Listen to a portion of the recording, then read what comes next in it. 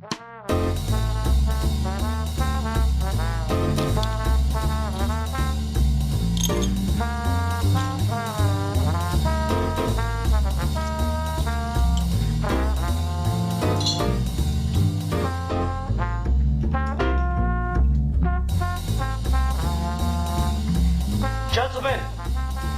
the time has come once again to discuss things.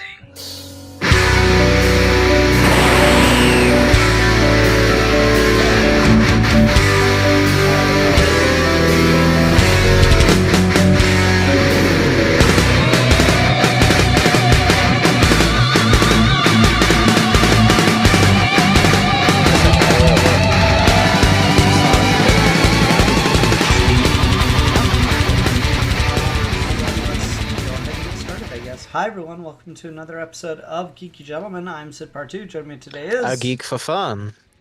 And Steve. And Steve. We're continuing our martial arts movie month, and we're going with something that Alfie picked for us. So what are we talking about tonight, sir? Today we are talking about Ip Man, which for the longest time I was called IP Man. Yeah. It's better than Yip Man, so that's... Yeah. Actually, okay, so funny thing, it is actually pronounced Yip. Is it?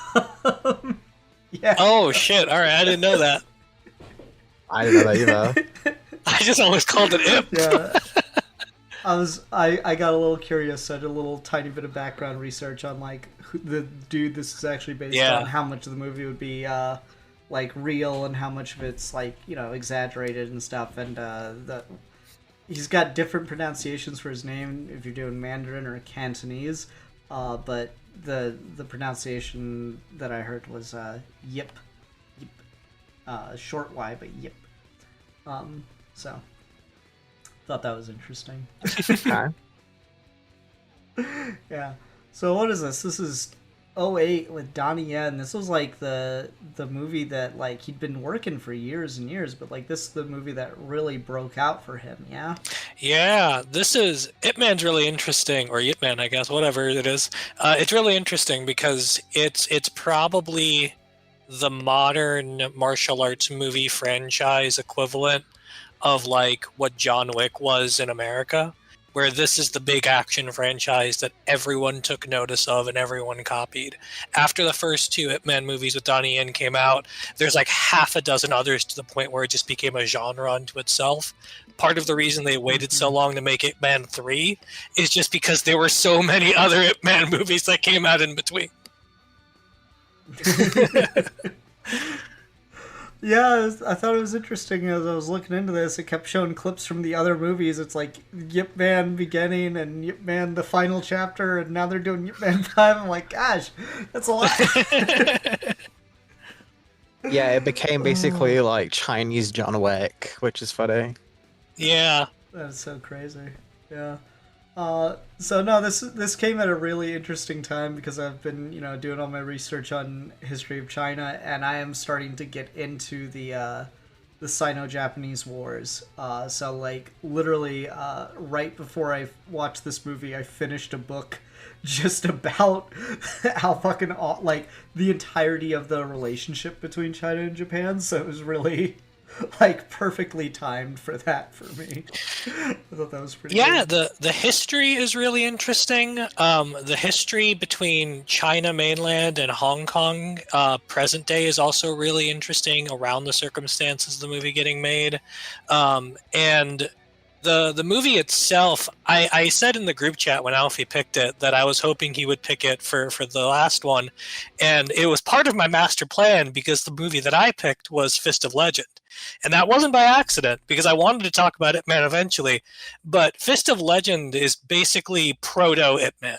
If you watch those movies side by side, they are actually extremely similar, including some of the choreography stuff, but mostly in using this particular historical context of Hong Kong and China to talk about its relationship to the rest of the world.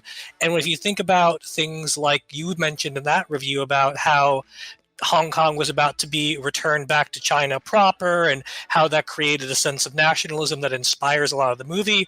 A lot of those choices and a lot of the stuff in this movie where they sanitize Ip Man's actual story and gloss over some stuff to try and make like a really big nationalistic picture. A lot of that I think is intentional because of the historical context of where China was at the time and what they wanted the Ip Man franchise to be. Because the way these movies play to me is this is Donnie Yen trying to make a Eastern superhero movie franchise. This is him doing a big Chinese IP in the same way that the UK's got Bond and Harry Potter and America's got Superman. And as the movies go on, that becomes a problem. But in just how quickly this one took off, it's interesting that it was so immediately successful. And it basically did what they wanted it to do. It created a genre unto itself that is unique to Chinese history that you can't separate from it. Yeah, it is very like firmly rooted in history, while also, you know, I think quite smartly just letting itself be a little bit over the top and play fast and loose with some of that history. So I quite like that. It is interesting within the context of my reading, because this kind of fits in with a string of movies that came out throughout the 90s and up to about the 2010s of like China reacting to Tiananmen Square as a problem of patriotism. So they start like really trying to focus a patriotic message to a lot of their state, like not just state media, but like a lot of the media made, even, you know, stuff that's like more periphery to them, more periphery to the mainland, I guess I'd say. And so this is like really, you know, this is right at the tail end of that project. And it just like it is not subtle. No. You can say many things about it, but literal like Japanese officer just beating the shit out of a dude with a stick who's like defenseless and on the ground. It's not subtle, and it doesn't need to be, and I appreciate it for not being subtle. No, and I mean that's the thing with all the Ip Man movies, whether they're the Donnie Yen ones or not. Every single one is just straight up Chinese propaganda. And it's Chinese propaganda in a really entertaining way, but it is just straight up Chinese propaganda. And I mean, you know, like, more power to him, because not only is it like propaganda, but like it's worldwide hit propaganda. Yeah, no. And Often happens with propaganda in general. Often very big success. Yeah. I don't know. It's so wild that it goes as it becomes as popular as it is. But it like when I'm talking about exaggeration, it, you know, the Chinese officer beating the shit out of the dude, he's one of the nice ones. So like, that's not the part that's exaggeration or like ridiculous. The ridiculous part is like the final fight is like this big tournament that was the part that I was like, okay, is there any part of that is true? It's like, nope. I'm like, okay. But it would have been sick. As you did go, not do a Tenkaichi Budokai in real life now. As you go on with these movies, you realize that they not only take liberties, they basically just invent their own version of Ip Man that is not based in history at all after a certain point. One of the things about these movies that I find really fascinating is just how much they sanitize Ip Man as a person to fit into that peg of historical hero. And it works because Donnie Yen is just so fucking good in these movies. Like, he's phenomenal. But if a lesser actor was in this, if like Jet Li was doing these movies instead of Donnie Yen, the martial arts might still hold up, but the movies I don't think would work as well because the way they flatten so much of the bumps of Ip Man's personality, it makes him kind of a bland character. It makes him very one-dimensional. They get rid of the fact that he was addicted to drugs and that's why he started teaching martial arts. They get rid of the fact that he used to be a police officer and was in the military. They get rid of the whole thing about how he abandoned his wife and she died alone of cancer. Like there's a lot of stuff about him that's unsavory, but what these movies want to do is they essentially want to make him Superman. They want to make him the ambassador of a kind of nationalist moral virtue that's taken out in the form of his martial arts. And they do this repetitive thing in every movie of somebody comes into town and they beat up all the martial arts masters, but they can't beat up Ip Man because he is the best martial arts master. And they do this literally 4 times. Every single Ip Man movie, this just keeps happening. And nothing about the movies ever really takes into account like the frailty or the humanity or the imperfection of Ip Man. He's just always right and he's just always perfect. And that gets kind of grating after a while. Like the second and third movies kind of fall off a cliff compared to the first one. But it is really good in this just because you don't really see a character like that very often. Especially in martial arts movies where they're young and inexperienced, or like in Bruce Lee's case, they're kind of hot-headed. The fact that you get to see an established, wise, always knows what's going on kind of character played by Donnie Yen, it feels like a breath of fresh air, at least initially. I would agree. It is funny to see this. I thought it was interesting because you said that they don't mention the police officer thing, but in some of the clips of the like real story video, it looked like they showed some of that in the later movies. So I'd be curious to see how that's handled.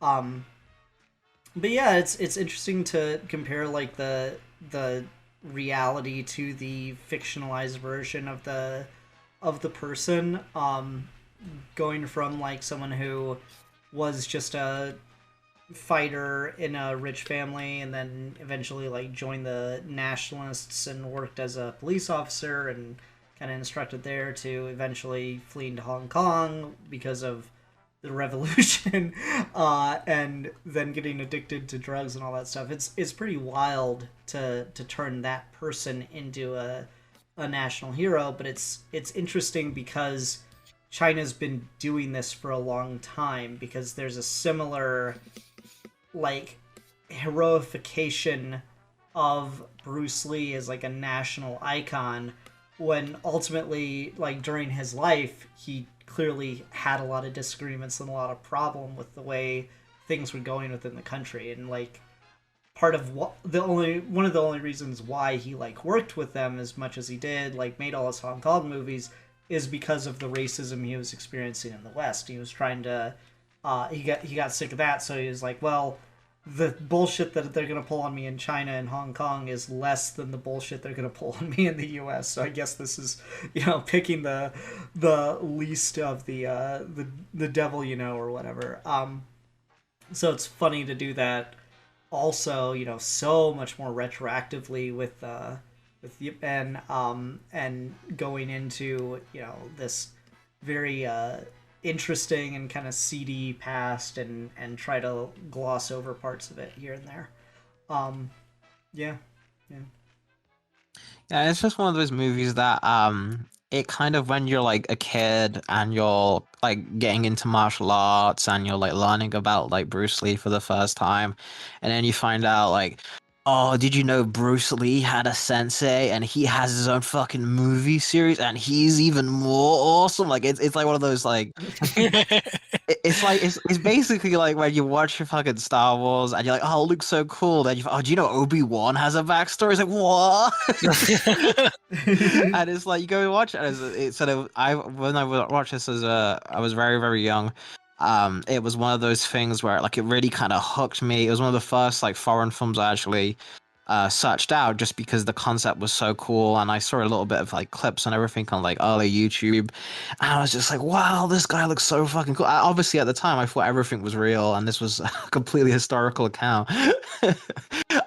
I thought it was a little strange later on when Mike Tyson turned up, but I rolled with it. That's what I was kind of wondering about. Like, what is the context within that movie for Mike Tyson? So Ip Man 3 is weird because it's basically like 4 different movies condensed into one movie, so it doesn't make a whole lot of like coherent narrative sense. But basically Mike Tyson shows up in that movie and he's got like a I assume like a Chinese family with a wife and a little daughter, and he's got this big abandoned warehouse, and he's like this drug kingpin dude. And Ip Man shows up one day, and he wants him out of the neighborhood, and they have a fight where he's like, I've got to set a 3-minute timer, and if you're still standing in 3 minutes, I'll stay out of your hair. And obviously Ip Man stays standing, but Mike Tyson can't lose, so it just kind of ends in a stalemate. And then he never shows back up for the rest of the hour of the movie. It's a sick ass fight, though. It's a really good fight, yes.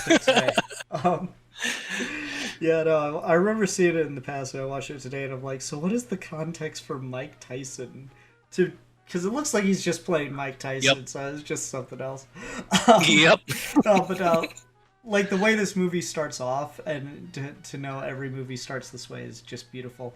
The way this movie starts off with the northern-style fighters coming in and just fucking rolling every other dojo in the city, that is so sick. That is such a great way to just set up... like, we talked about this a little bit with the Fist of Legend movie, right? Where, like, it felt weird about like the differences in tiers of the fighters in that movie, where like Jet Li was just the best and no one could compete with him except for the main villain, and like everyone else was just beneath them by shocking margins. Whereas this like does a good job of establishing those tiers and certainly putting Ip Man at the top, but doing so in a way where it didn't feel quite so far apart, you know? And I like that, because we start off with the fight with the other master who just opened a school, then we get that guy getting defeated by this other guy, and then Ip Man fighting him, and that's a lot like of a closer fight. Like, it's still clearly in Ip Man's favor, but you get the sense that like he is actually a lot closer to him, and it doesn't feel like quite as big a gap. I would even argue, and you guys let me know, do you think that fight is like the best one-on-one in the movie as far as just like equality of skill? Or do you think the fight with the Japanese general has it beat? I think the Japanese general one has it in terms of like people actually getting hits off on each other. Substantial ones. But there's definitely an argument to be made there, and I think you're on the money in terms of like they do a really good job of kind of showing you there's a path to get to where Ip Man is. Like he's above everyone, but you can tell he got there by mastering his craft, and like the idea that he's a teacher kind of reluctantly and everyone's obsessed with it is really believable, because you as the audience are seeing what he's doing, and he repeats moves and they repeat choreography, and it shows you this isn't just flashy choreography for the specific scene. Is that they spend a lot of time showing these are sequences that he has honed to memory for specific scenarios, and you can mimic that with enough training, enough discipline, and when you can control your instincts. I think that's a really, really impressive thing that not a lot of martial arts movies really consider, is the reality of martial arts effectively being conditioning your body to repeat a very specific set of scenarios in a response to specific stimuli, and how hard that is to do under pressure. Yeah, I think that end fight has to be for a similar reason. One of the best things about this franchise is Ip Man's not the only person who gets to have fights. So you get to see the other guys roll into town, and you get full-on choreographed sequences of the other masters taking on him, and you get a sense of scale. And when Ip Man fights somebody and he wins, or he wins convincingly, he doesn't ever have to be humbled like a lot of other martial arts characters have to be. He's already humble. He'll say things like, "Thanks for letting me win," or "Thanks for taking it easy on me." And he's got that sort of elder master spirituality to him that works in his favor. So when he lets loose, like when he's fighting the 10 black belts, when he's pissed off, or at the end when he fights the general, you really get a sense of like this guy's going all out when it matters, and that he's developed way more skills than you are seeing in any one individual fight. One of the ways I was reading that final fight was it kind of watched to me like he was not taking it seriously until he had to win. And they do a really good job of intercutting his punches with the practice on the Wing Chun dummy, and just showing, like Alfie said, like that routine and that constant skill and that practice and the cultivation of that thing being the reason that he is able to win. That he's not just out here trying to curb stomp people and prove he's the best martial artist. He's doing something that he has practiced his whole life for, and he's doing it dispassionately in the same way that he would practice. Yeah. I don't know. I guess for me, the reason that I would put the fight with the general a little bit lower as far as like feeling like they're on the same level is because the when he does turn it on against the general, it's just the fight's over at the point when he starts actually taking it seriously. Yeah. It looks like there's, I think some of it is he's not really taking it seriously. He's kind of just passionate. I also think part of it is showing the struggle of, do I want to get shot over this fight? Yeah. Is it actually worth dying to win this fight? And kind of changes his mind. So I feel like it's a better fight, like from that emotional, like connected, you know, it's the climax of the movie. You really feel for the characters. That his wife, you know, like her whole monologue before the fight, as he's like getting brought into it is probably my favorite moment of the movie. It's like, why won't you let me be there for him now? It's so good.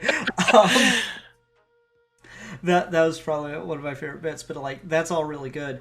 But as far as just, you know, the fight where I feel like his skills are being the most challenged in and of themselves, I did think was the earlier fight against the northern style bandit, I guess I'd call him.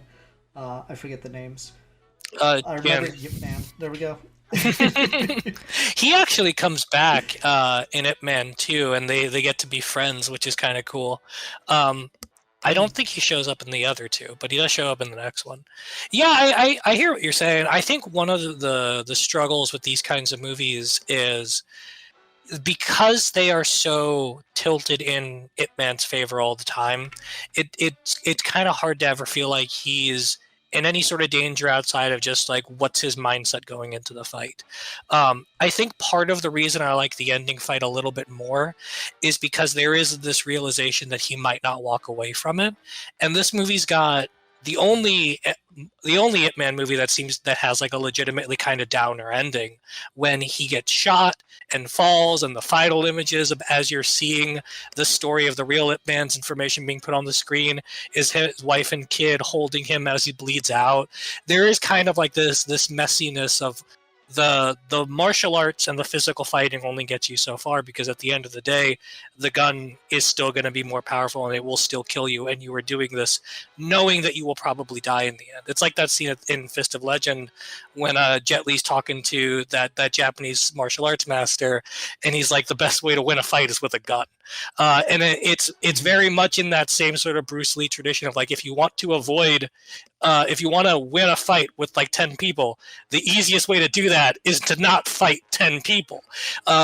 And obviously Donnie Yen can do that, but there's like a limit to it. And the only way to really beat him is like an act of God, like a gun. There is something to like how invincible he feels up until that point. And when he just gets shot, how deflating that is. And that's not a magic I think any of the other movies capture. Like Ip Man 4, part of the reason it's the last movie, the big reason is that Donnie Yen didn't want to keep doing these movies. Like after every movie, he would do an interview saying, yeah, I'm done playing Ip Man. And then he just keeps coming back to make Ip Man movies. He's like Jim Carrey not retiring just because he wants to keep playing Eggman. But in the fourth one, he gets lung cancer. And you would think, hey, this is like 20 years in the future. He's got lung cancer. He's getting old. Obviously, it's going to be a movie about his diminished skill. Nope. Nope, he's still the absolute best, and all the other masters get wrecked, and he wins hands down, no problem. The cancer is not a way to test his humanity. It's an act of God saying, hey, he has to die, and the only way we can do that is by giving him cancer, because otherwise he would just beat the crap out of us. Oh God. Ip Man 5, Ip Man vs. God. Literally, that's what it's gonna be. Yeah, I don't know. I think you're right. That vulnerability, that the end comes quick. Yeah. That was a bit surprising. I thought you might have gotten, I thought either there would have been like hard cut to a funeral or something. But now it's like, oh, he went into Hong Kong, just completely skipped over the revolution. Which is pretty funny. Of the ham-fistedness of some of the propaganda, but that's okay. So yeah, skips over the unseemly part. But I don't know. I think that's the other thing that's worth talking about here is the like nationalist propaganda side of it. In regards, in particular, the scene that stuck out the most to me. It's two scenes.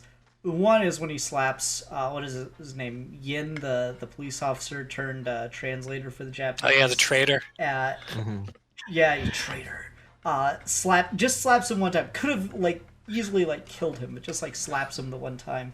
And then there's the a similar feel when he first wins that fight for the rice, just to get it back to the guy's family. And they ask, "What's your name?" It's like, "I am just a Chinese man." Tell him that, and he doesn't, because he wants to save his life. So I thought that was quite interesting, because I feel like in an earlier time that kind of would have just been the extent of the propaganda is that pride in being Chinese or whatever. But I thought it was interesting how the police officer actually kind of has an argument of listen, I'm just trying to do what I need to survive. I'm not making anyone do anything. I'm just trying to help out and get through the day just like everyone else. And then he actually ends up being one of the more consequential characters throughout the entirety of the movie, with the way that he comes around and saves Ip Man and his family and everything. And when they raid the factory and he's trying to, as the translator, not have everyone at the factory murdered, but also protect Ip Man. I thought that was pretty cool. Yeah, the nationalist Chinese propaganda stuff I think is really interesting. In part when you put it next to American films or British films that are functionally doing the very same thing, but we never talk about them in those terms. You watch a James Bond movie, and James Bond's just a hardcore nationalist. Every movie is about protecting Queen and country, but we never talk about them as British propaganda. Or when you talk about your average superhero movie, and you're talking about an American sense of truth and justice that's always being embodied by a red, white, and blue superhero, but we never talk about them as propaganda. And Ip Man, like I was saying before, really feels like a Chinese desire to create a figurehead intellectual property that's on par with those guys, that also has that nationalist wellspring. And because it's rooted in a specific history of a country, and rooted in the history of a country that we in the West always consider an enemy, it feels like this sort of nefarious propaganda thing, but it's not really out of the ordinary.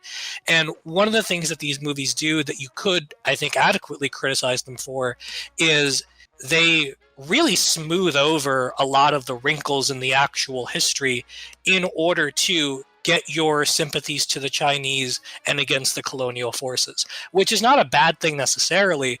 But when you think about the fact that Hong Kong and mainland China were not together at this point in time, that there are differences in how Hong Kong runs versus how China runs, and these movies being produced in a post Hong Kong goes back to China world, and they treat those two things as the same. That Ip Man is not when he moves to Hong Kong in the second movie, there is no tension between him going from China to Hong Kong, because the movies don't want you to care about that.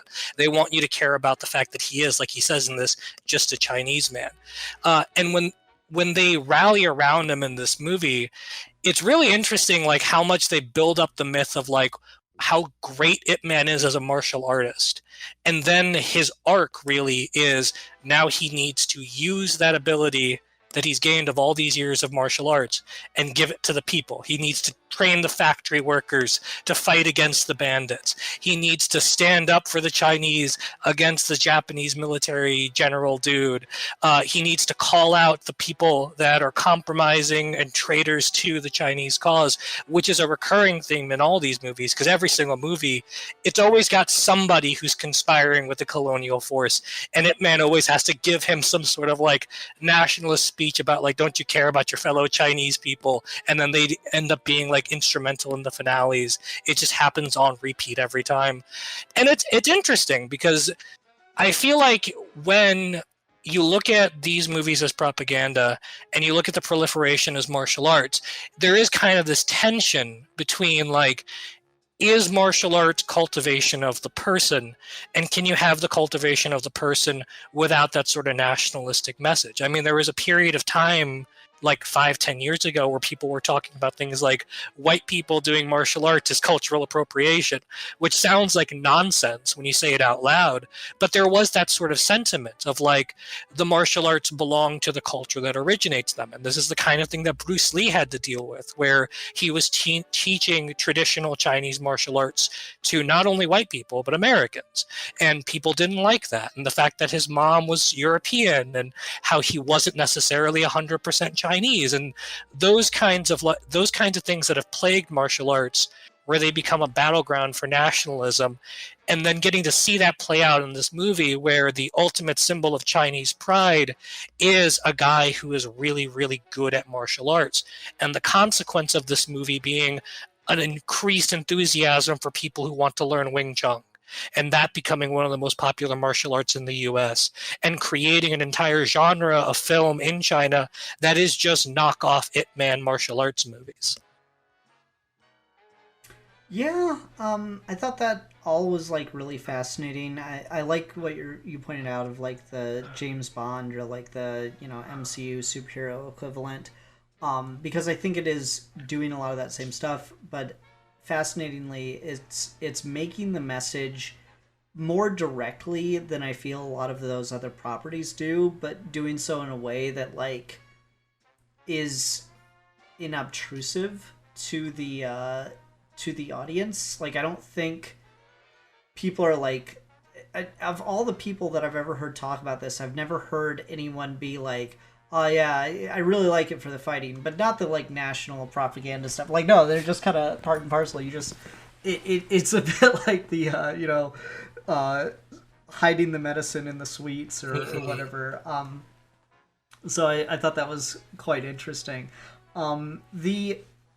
It's fascinating to hear you talk about the other films in the franchise and how they all do that sequel bait like formula of taking the character that's a collaborator and then having them like get a talking to and kind of turn around and become really consequential by the end.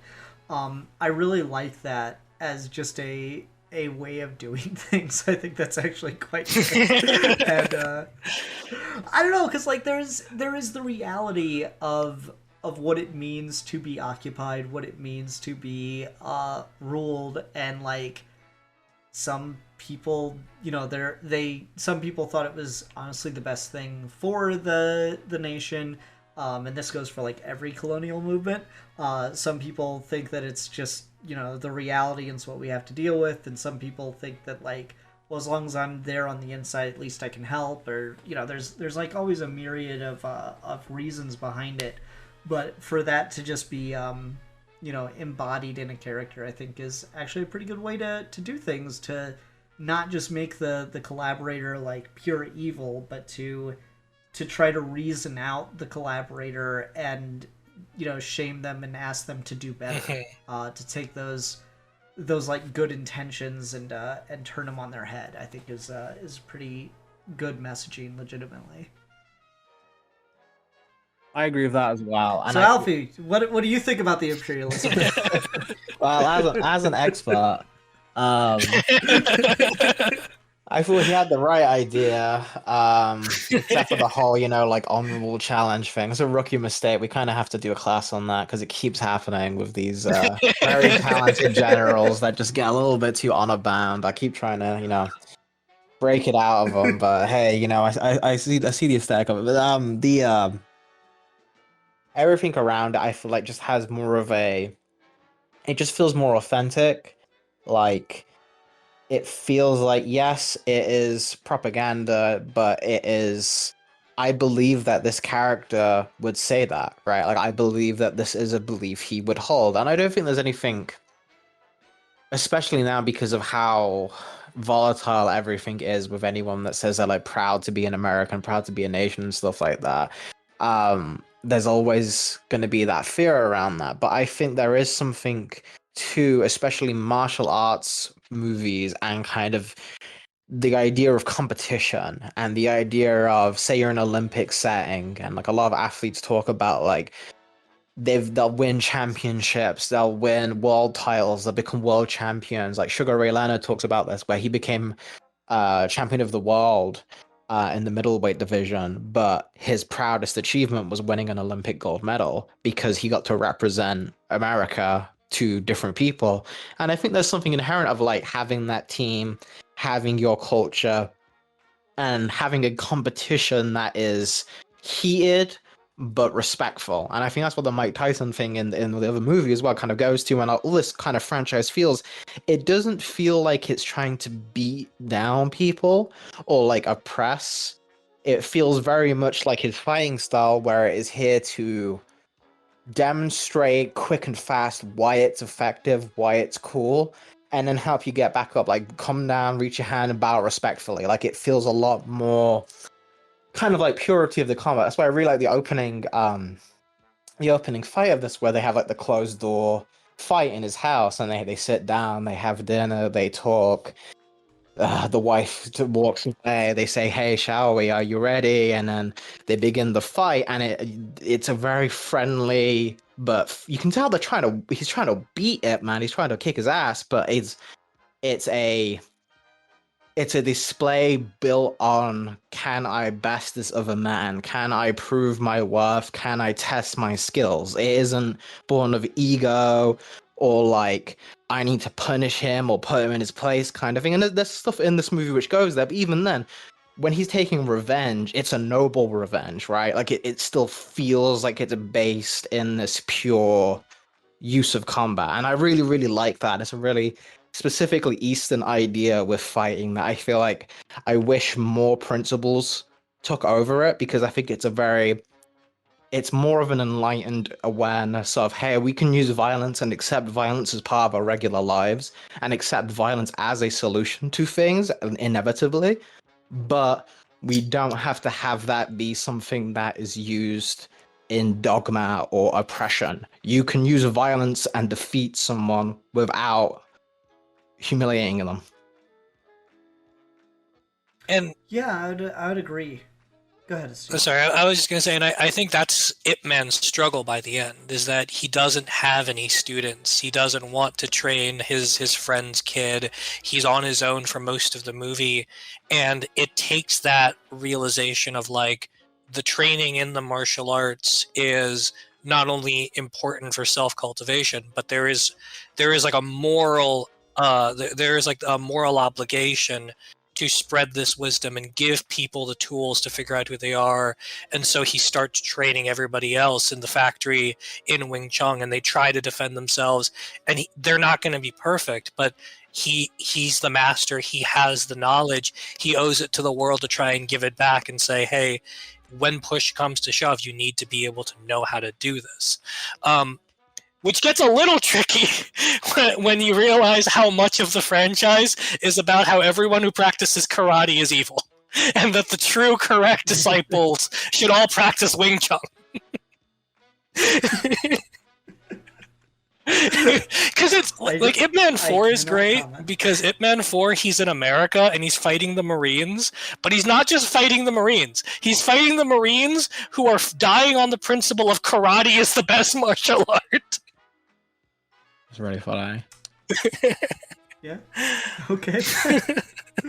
That's something. I don't know. I like the displays of martial arts as a like respectable and just you know, kind of laid back thing, but I also like that there's like this like subculture within the subculture of martial arts. Like when everyone finds out that from the Kite Kid that Master Lin had Master Lee I think it was, had lost the duel, and you know, even though Ip Man hadn't said anything about it, he's like, you have to do something. My whole reputation is in ruins. No one's gonna come to my school now. It's like, because you lost one fight, like to the one that everyone agrees is the best guy. Like, what were you doing? So I like that quite a bit.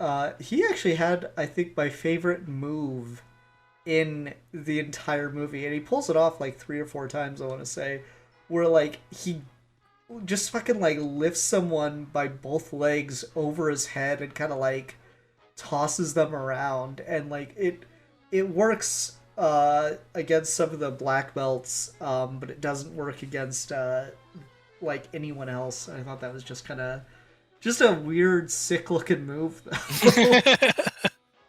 That's really cool. I'm a big fan of Donnie Yen's "When you are on the ground, I'm gonna punch you at 40 miles an hour."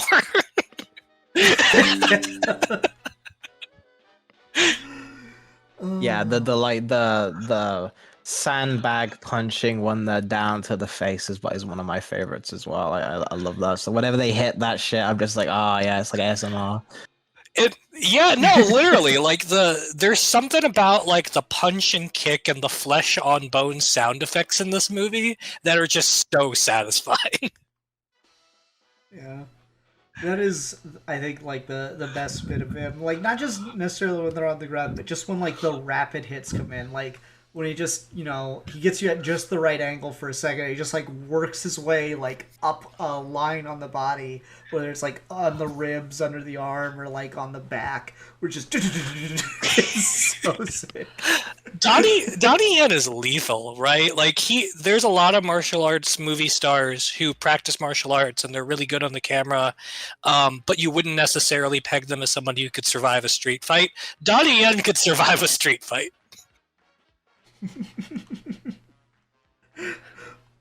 Based on what, Steve? Well, just like based on him in real life. Like he is in the martial arts community really well regarded as a guy who can actually fight. There was a bit in the third movie where Mike Tyson was in it, and people were asking them on the press tour of like, aren't you afraid Mike Tyson's gonna hurt you? But Mike Tyson's the guy who actually got hurt on the movie. Yeah, no, I buy it. I don't know. Like it is really cool. I don't know the effectiveness of this. I was looking into a little bit of like, so how good is Wing Chun, and I saw what I think is just like my favorite thing of all time. Sometime I was like, yeah, Wing Chun doesn't do super good in like a tournament setting because it's meant for like a real fight. So there's a bunch of moves that they can't do because they're too dangerous in a tournament setting. I'm like, okay, yeah, like maybe. I mean, it sounds good. You can't argue with it because the only way to argue with it is, well, I guess let's fight for real. Exactly. And I'm not gonna take you up on that, but it's just such a good little like thing to fall back on. Yeah, there's when MMA started becoming a thing, and there was a lot more experimentation about like what martial arts styles are the best for that particular kind of like close quarters combat. There's a lot of different hybrids, but like it's kind of gone in waves. And at this point, like most people would say like Brazilian Jiu-Jitsu or Muay Thai, anything that disrupts a person's stance and any kind of grappling that gets you on the ground, that's going to be the most effective. But a good practitioner of Wing Chun can do a lot of damage. compared to like Yeah. kung fu. Like traditional northern kung fu is going to get your ass beat in an alley. That's not going to work. Karate also similarly is not going to work. Tai Chi not going to work. But like actual Wing Chun can at least get you some good basic self-defense. Yeah, it's interesting. Brazilian Jiu-Jitsu and the fight I did watch that was kind of funny was a Wing Chun guy versus a Krav Maga guy, and like the Krav Maga guy gets put into a submission. I'm like, man, Krav Maga really just is like the most Israeli art form where it's just fight dirty and pretend you're doing a good job. There you go. Kick them while you're down. No, like Krav Maga, like similar to that. While it doesn't do really good in tournaments because it's just it's meant for real fighting. Yeah. Is really funny because like Krav Maga is like, all right, stick your fingers in their eyes. Just... Where's the lie? Yeah, I mean it's just invented by Israel, the best fighters at fighting dirty and pretending it's cool. Do you guys, speaking of, have a favorite fight in this? Oh. For me, I'm gonna still stick with when they're in his house versus the northern style fighter. I quite liked that. The 10 men sequence is just too iconic, and Yeah. like it's just too. That's always what I envision when I see this movie specifically is him coming in, and then the image with the bloody rice and stuff is just so perfect. It's just such good visual storytelling. Yeah, no, the 10 black belts is probably my favorite in this too. It's just so clean. It's got the best sound work, and you really get like the sense of like Donnie Yen is pissed and he is taking it out on everybody in that ring, and it's a much more violent kind of fight than any of the stuff that he was doing earlier. Yeah, the contrast is what really sells it, because you purely show him as a man like completely dedicated to defense, like to the point where his kid has to come out and say, hey, you gotta stop fighting back now because shit's gonna start breaking, like please. Like he's so fully committed as a master of his craft. Like he doesn't really want to engage, he doesn't seek anyone out, he doesn't do any of these things. It all comes to him. That was my favorite thing about my fight scene is just I'll pay. Like, let's keep fighting. I'll pay. Every time you break shit, that's so good. Yeah. Yeah. And then the bullshit is he never paid. He should have walked out. Like that would have been me as a director. I'd have been like, okay, as you're walking away, as he's walking away down again, you're gonna be like, excuse me, you did say you'd pay. He bails him out of jail the next movie, so I think they're even. Yeah, the fights in this, the action choreography is all done by Sammo Hung, who is another legendary martial arts movie star. Worked a lot with Jackie Chan, and he's actually in the second movie. He's the guy who actually conspires with the foreigners and gets a talking to, and then makes a heroic stand at the end. Yeah, it's Ip Man 4 is basically, or sorry, Ip Man 2 is basically Rocky 4. It's just like Sammo Hung plays the Apollo Creed and gets his ass beat by a British guy, and then Ip Man goes to train in isolation and beat the British guy's ass. But yeah, Sammo Hung does the action in this. He does the action in the second movie as well, and the two styles evolve quite a bit. Like this one's got a lot more of what we were watching in like Fist of Legend, where there is a little bit of wire work, but primarily it's just a lot of really intense choreography, a lot of really intricate movements. Like they're in the scene with the 10 men, there's an over-the-head shot that's really similar to the school fight in Fist of Legend, where you get to see Donnie Yen in the center of the frame, and he's got 3 people all in front of him, and then someone coming behind him, and he's basically taken on all of them at the same time before it cuts to him with all of those guys on the ground. The second movie does a lot more wire work, which is not ideal, I don't think. But the choreography in this is probably the best I think the series ever gets, with the exception of the Master Z spinoff. Yeah, I like the use of wires in this, where it's just to like throw someone back, as opposed to like the jumping through the air, dancing on the edge of a sword kind of thing. Right. For me, I used to kind of like that stuff, and then I watched the extras on the Boondocks DVD for season 1, where Uncle Ruckus does a commentary on each episode, and they get to the scene with Huey in his dreams fighting Stinkmeaner, and it's like, like classic wire fu style samurai battle. And Uncle Ruckus is just there and says the thing that just like ultimately ruined that fighting style for me, which is, yeah, them Japanese people, they got hollow bones like birds. That's why they can do that. There was a plane full of Japanese people. The engines went down, but all the Japanese people just started flapping their arms. The plane landed safely. It's just all I can ever think about. Uncle Ruckus the goat. I love the Boondocks. That's great. Yeah, the lack of like intense wire choreography in this is nice. They do a lot more of it in the second one, where they're like literally like fighting on top of tables and shit, and I don't like it quite as much. Part of what works about this too is like when you watch this, it's got the pacing and the editing of the kinds of American action movies that were coming out around this time. Like, it's still very firmly in the mold set by the Bourne movies, where there's a lot of close-up, there's a lot of quick cuts, there's a lot of just, like, really cold, sterile-looking images, and the action that they're able to capture with the insane choreography still feeling legible despite that quick cutting and close-up stuff. That's what's really impressive about this, because really the reason you would do the quick cuts and the close-ups is because your actors can't do intense choreography. But instead, using that so that you can zoom in on how fast a guy's arms are moving, that's like almost like you're dunking on Western action movies. It does just have a cool factor. There is something just so satisfying about that. Like what works about it is they do such a good job of showing it as effective when it could just look like little taps or something. Because if like you tried to do that, like just to make that sound like I'm hitting my own knee, I gave my leg a nice little massage there. That's all I did, because I don't have the power to put into that. But like the sound design for it, and then when you get the actor's reaction, it looks like that hurt a fucking lot. Yeah, yeah.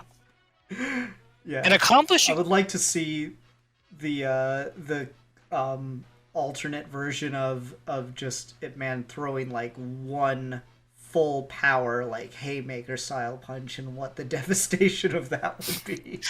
He's got a sick uppercut in the second one, because the second one he's fighting a boxer, so the boxer is always keeping his hands to his face, and Ip Man's whole thing is like just test the rib cage like you would in a real boxing match. So he's doing like the dozen flurry of punches in the ribs, and the guy still got his hands up to his face because he thinks he's gonna move up, and instead Ip Man literally goes through the arms and uppercuts him in the jaw, and you just see the light go out of his eyes. It's incredible. Beautiful thing. Oh, I love it. Yeah, good movie. I really like this movie. Very good movie. Yeah. Oh, I don't know if there's much else to talk about with it, unless we just want to get into like racism against the Japanese. But I think that's good as is. Yeah. I mean, the big thing about it that I wanted to talk about that I think we touched on was just like the fact that this movie really did start its own movement in martial arts movies. And thankfully, I think we're coming away from it and we're doing different stuff now. But for a minute there, it was like Ip Man was the only way to do martial arts movies. I mean, I think that's just like the tell of a genre-defining movie. Yeah. Because like you'll have these movies or these like genres of movie or whatever, or subgenres, where they're kind of going for a while, and then like it looks like they've become like really formulaic and almost dead, and then like one comes along and just does it so fucking well that like everyone's trying to do it like that for a while. Yeah. I think like for the superhero movie, that was like The Dark Knight. Yep. And so just I think you just get those like shot in the arm kind of movies. For like horror movies have this every generation. There's like a new movie that comes out, and then everything's just trying to do that for like a decade. Yep. So I think that makes sense for this. But yeah, we'll go ahead and call it there. A little bit of a shorter episode, but you know, it's just a good fucking movie. Yeah. All right. Until next time, everyone. Ratings, yeah. Yeah. Ratings. Okay, so I'm gonna give this one 5 out of 5.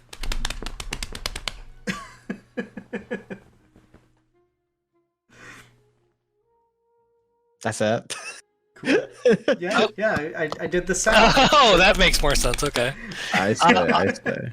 I'll give it 4 out of 5 bloody bags of rice.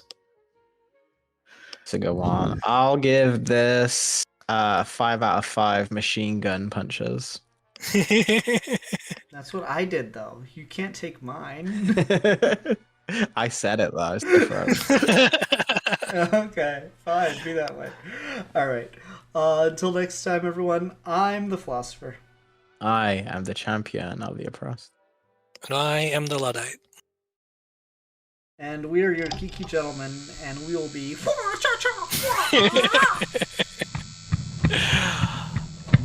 Nice.